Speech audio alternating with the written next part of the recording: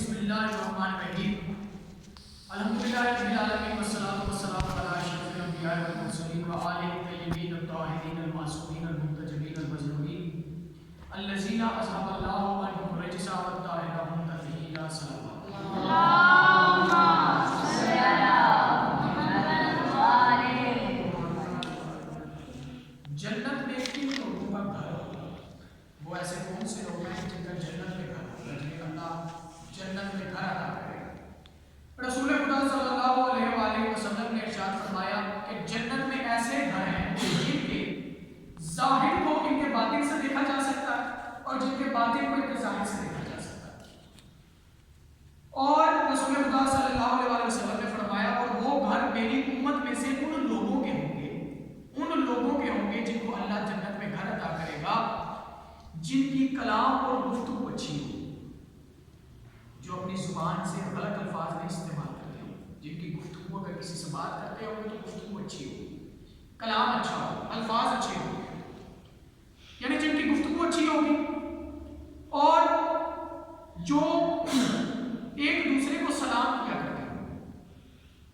اگر کوئی مومن گزرے اسے سلام کرتے ہیں کہ تم پہ سلام دی، یاد رکھیے کہ سلام کرنا مستحب ہے، سلام کا جواب دینا واجب ہے، لیکن آج کل کا ایک اور ہی ماحول ہے کہ وہ سلام کرے تو لوگ جواب نہیں دیتے۔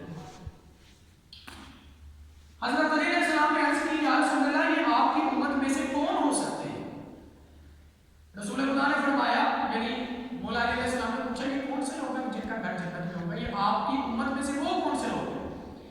تو رسول خدا صلی اللہ علیہ وآلہ وسلم نے فرمایا آپ جانتے ہیں کہ اچھی کلام یعنی جو بندہ صبح اور شام 10 مرتبہ سبحان اللہ الحمدللہ لا الہ الا اللہ واللہ اکبر تسبیحات اربعہ میں سے یہ پڑھتا ہو، یہ اچھا کلام اللہ کا کلام ہے، اللہ کا نام ہے، اسی سے شروع کرتا ہو۔ پھر فرمایا کہ طعام سے مراد یہ جو انسان اپنے اہل و عیال کو حرام چیز نہ کھلاتا ہو، اپنے بچوں کو حرام نہ کھلاتا ہو، حلال چیزیں کھلاتا ہو، کبھی بھی حرام لقمہ نہ کھلایا ہو۔ یاد رکھیے گا جس کے شکم میں، جس کے حلق کے اندر حرام لقمہ جاتا ہے اس کا اثر ہوتا ہے، چہرے پہ اثر دکھائی دے جاتا ہے۔ رسول خدا نے فرمایا جو محنت کر کے کماتا ہے اور اپنے بچوں کو اہل و عیال کو کھلاتا ہے اس کا جنت میں گھر ہوگا۔ پھر بہرحال نماز رات کے وقت کہ جب لوگ سارے سو رہے ہوتے ہیں، رات کے وقت جب لوگ سارے سو رہے ہوتے ہیں، بستر پر آرام کر رہے ہوتے ہیں، تو جو شخص نماز مغرب اور عشاء کو مسجد میں با جماعت نماز پڑھنے کے لیے جائے اس کا جنت میں گھر ہوگا، اور جو کثرت سے سلام کرے اس کا جنت میں گھر ہوگا۔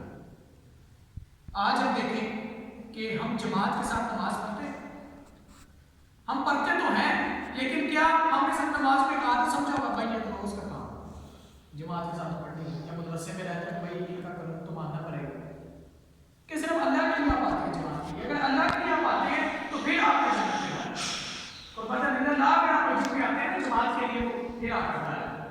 اگر کوئی مومن آپ سے گزر ہے، کوئی بھی گزرے، آپ اسے سلام کرتے ہیں، اسے سلام کرتے ہیں، اس پہ سلامتی بھیجتے ہیں، یہ اللہ کا رسول ہے۔ اور یاد رکھیے گا آج کے دور میں حلال کھانا بڑا مشکل ہے، کسی نہ کسی طریقے سے لقمہ حرام جا سکتا ہے انسان کے حلق کے اندر۔ اور کیسے پتہ؟ ہم طالب علم ہیں، ہمیں یہ مال امام کس لیے ملتا ہے؟ ہم یہاں پہ پڑھے، ہم نے کلاسز لے لی، یعنی جو قانون ہوتا ہے مدرسے کا، اگر ایک لحظہ ہم نے مدرسے کا قانون نہیں اپنایا، کھانا کھا لیا مدرسے کا، تو ہم پہ حرام ہو گیا۔ یہ تو سارے مانتے ہیں حرام ہو گیا۔ جب حلق کے اندر حرام جاتا ہے نا تو پھر انسان کا پڑھائی میں دل نہیں کرتا، پھر انسان کا نماز پڑھنے کا دل نہیں کرتا، پھر انسان اگر کتاب کھول کے بیٹھ جائے نا تو اسی کھول کے بیٹھ جائے، کوئی بھی منطق کھول کے بیٹھ جائے، مبادی کھول لے، ہدایت کھول لے، عوامل کھول لے، صرف سادہ کھول لے، اس کا کوئی دل نہیں لگے گا۔ اگر وہ پڑھنے کی کوشش بھی کرے گا اس کو یاد نہیں ہوگا، اس کا ذہن اس طرف جائے گا ہی، کیونکہ حرام کا سب ہوگا۔ میں نے آپ کو پہلے بھی بتایا، میں نے کہا تھا کہ لوہے کے جنے ان کو چبانا آسان نہیں کہ بندہ مال امام کھا کے مال امام کا حق ادا کرے، اس لیے کوشش کرنی چاہیے ہمارے حلق کے اندر حلال جائے نہ کہ حرام جائے۔ اور سبحان اللہ والحمدللہ ولا الہ الا اللہ واللہ اکبر اس کو کثرت کے ساتھ پڑھیں، دن میں 10 دفعہ پڑھیں۔ رسول نے فرمایا جو پڑھتا ہے اس کا جنت میں گھر ہو۔ اس لیے ہمیں دعا کرنی چاہیے، اے اللہ ہمیں وہ کام کرنے کی توفیق عطا فرما کہ جیسا تو چاہتا ہے۔ اے خدایا محمد والے محمد کا صدقہ جتنے بھی طالب علم یہاں تشریف فرمائے ان کے رزق مال میں اضافہ فرما۔ خدا محمد والے محمد کا واسطہ ہے کہ ان کے میدان میں کامیابی حاصل کرنے کی توفیق عطا فرما۔